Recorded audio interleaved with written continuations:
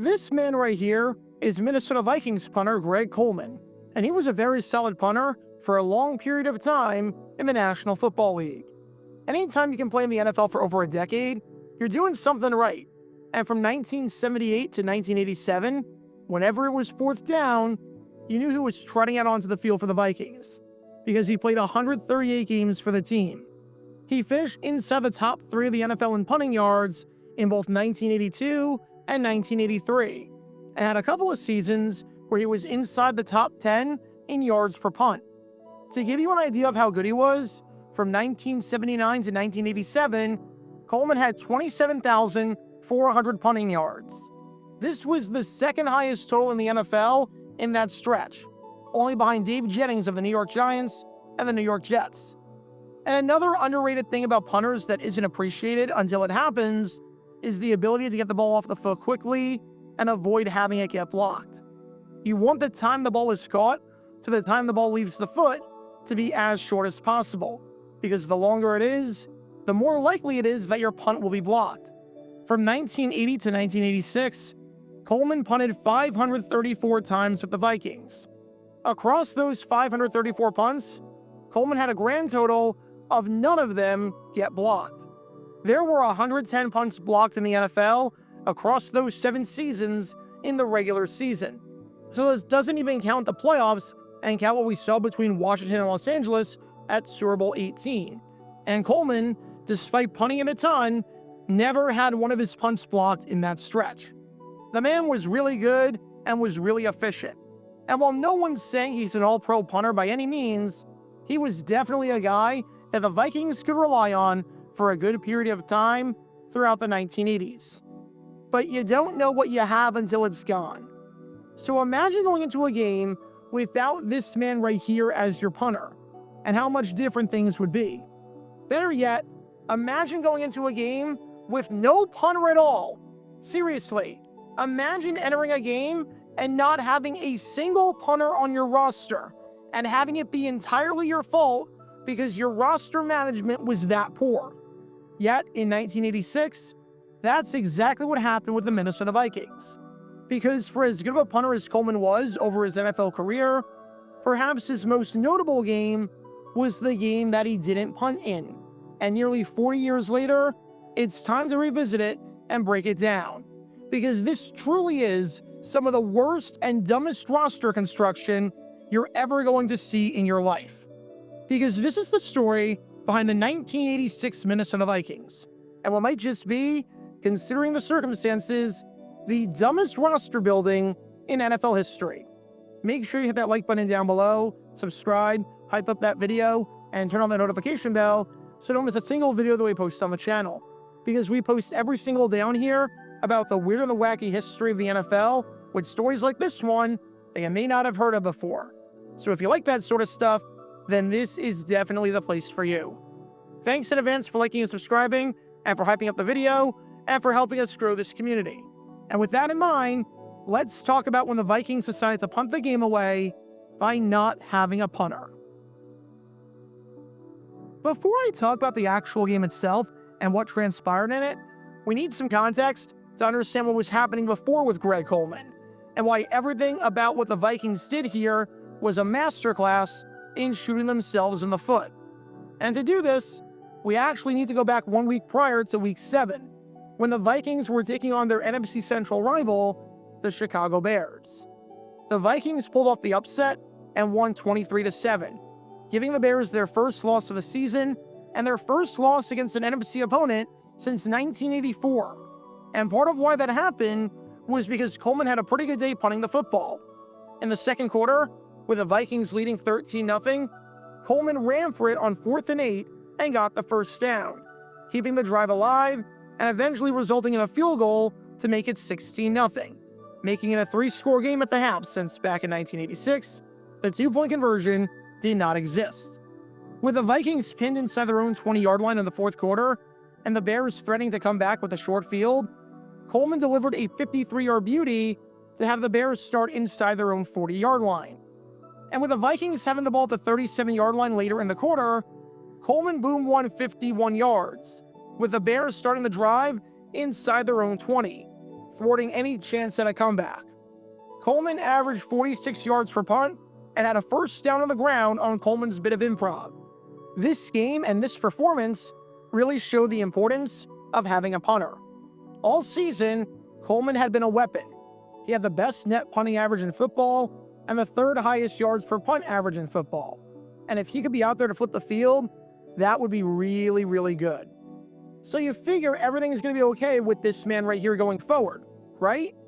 Everything would be fine for Coleman as we got ready for Minnesota's next game, which was a battle at home against the Cleveland Browns.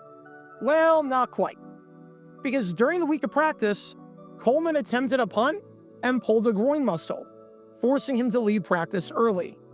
There was something about Coleman stubbing his foot too, rendering him unable to punt. Now, if Coleman was able to come back on Thursday for practice, this is no big deal. However, as the week of practice went on, Coleman hadn't attempted a punt since the injury. Coleman tried using a stun gun to feel better and considered acupuncture, but there was uncertainty about whether or not he'd be able to play for that game against the Browns. As Coleman said on everything, "I slipped and kicked the ground. My toe hit the ground." This was a man who had no idea whether he'd be able to punt or not. He was cautiously optimistic that he'd be playing in the game, saying, "I've never missed a game, and I don't plan on this one being a first." But in actuality, he had no idea whether he'd be able to play. He said, "I don't want to do anything to aggravate it. We'll just have to wait and see. Take it a day at a time. We'll see on fourth down how it is." So you've got a guy who got badly injured on Wednesday and has no idea whether or not he's going to be healthy enough to kick, and he'll have no idea until he warms up before the game on Sunday. I think common sense at this point is saying that you should probably sign a punter off the street. Punter is a pretty important position to have, seeing as you need one on fourth down to be able to flip the field, and so that your opponent isn't starting drives near the spot where you last touched it, and isn't starting drives in field goal range, where if your defense holds the opposition to 3, it's a massive win for you. We've seen specialists get injured during games or during pregame warmups before. Heck, we just saw that with Graham Gano for the New York Giants getting injured against the Kansas City Chiefs right before that Sunday night football game started. But at least when that happens and you don't have a kicker or a punter, as much as it sucks, there's nothing you can do. No one carries 2 kickers or 2 punters on their active game day roster, and no one foresees the kicker or the punter getting injured, since it is a non-contact position. So when that happens, as much as it sucks, you can't blame the coaching staff or the front office or anyone like that if the special teams play falls off of a cliff, because it's not foreseeable. Here, you have a punter who got injured well before the game, who is not taking any kicks until the day of the game, and who genuinely might not be healthy. You have a guy who is as banged up as he can possibly be, and a guy who is a true game-time decision to punt. You won't know until about 2 hours before the game, when the first ball goes off his leg in warm-ups, whether he's good or not. So naturally, the Vikings decide to sign a punter just in case Coleman can't go, as they signed, where is it in my notes? Where is it? Hang on, guys, stand by. Trying to find the name of the punter that they signed. Give me a second here. I know I've got it written down somewhere. I know it's somewhere in my files. It's on the tip of my tongue. It's something, starts with a Q and X, something like that. Oh yeah, I found it. Here it is. No one! They signed no one! That's right. Going into the game against the Cleveland Browns, the Minnesota Vikings decided to sign absolutely no one. Despite everything I just said, and despite everything we knew about this man right here, Greg Coleman, and the fact that he hadn't taken a punt since the injury, and even admitted well before the game that he would have no idea how he was going to feel until the day of the game, the Vikings, for some inexplicable reason, decided to go into the game without a punter on their team. Shocker, when Coleman tried punts during the pregame warm-up, he realized that he couldn't go. Who could have seen that coming? As Coleman said, it was the toughest decision I ever made as an athlete. I was in pain. I knew it would come down to special teams at that point. And amazingly enough, I kid you not, it was never even in consideration for the Vikings to sign a punter to replace him for the game. Head coach Jerry Burns said he didn't even consider signing a punter, even as an insurance option. Just absolute roster malpractice on the part of the Vikings for this game to not have a punter when you knew in all likelihood that you wouldn't have a punter healthy and ready. Which raises the obvious question: who punted? Surely you're not going for it on 4th down every time, especially in long situations and when you're pinned back. So who was the guy that punted the football for Minnesota if it got to that spot? Who was the guy replacing this man right here they've been watching this entire time in Greg Coleman? It wasn't one guy, but rather it was two.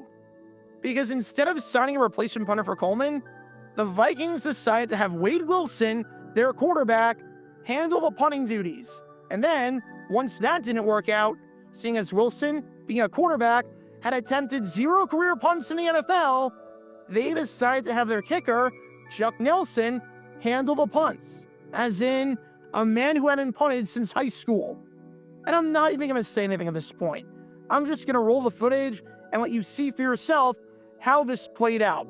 If you think this worked out well, press 1. If you think this didn't work out well, press 2. Spoiler alert, it's 2. It's freaking 2. May be the problem, but we also have to be careful. Well, it looks like he is going to kick. There's pressure, and it's almost blocked. And it comes up short. It is taken on the hop at the 18-yard line. It's been pretty well kept in the icebox. Here's pressure, and they get it. The block by Minifield. The ball is picked up by Felix Wright. Minifield got the block, and the Browns are right back in the ballgame. Wade Wilson, watch it. He probably takes a little bit more time, although Minifield had a straight shot, and there you see kicked right in the stomach. He picks the ball off of the foot of Wade Wilson and then takes the foot in the stomach. And Felix Wright runs it into the end zone for a score, and that's what Cleveland needed. We've said all along that they have been producing points by virtue of their defense and special teams. Another prime example, they're right back in the football game. 47% of their points this year have come like this, by special teams or by turnovers. Neal is set for a return. He's been pretty well shut down. And it's a terrible kick. We'll stay away from it. And it's going to go out at the 50. He gets